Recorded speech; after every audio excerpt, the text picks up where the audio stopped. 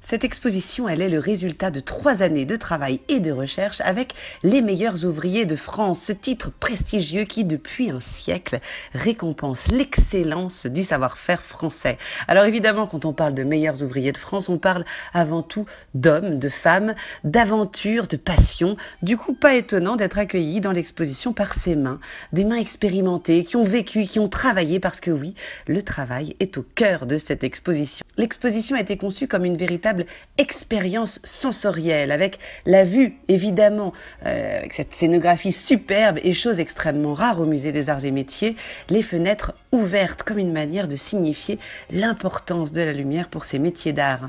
Le son aussi est au cœur de cette exposition, les bruits du travail, les outils qui nous entourent ici. Alors, les outils justement qui sont les véritables stars de cette exposition. Regardez ce triptyque qui ressemble à une œuvre d'art abstrait, sauf qu'on était en 1855 à l'exposition universelle et l'art abstrait était loin d'exister à cette époque. Ici, on est entouré par des trésors d'outillage restaurés, des objets techniques qui s'exposent comme des objets d'art contemporain.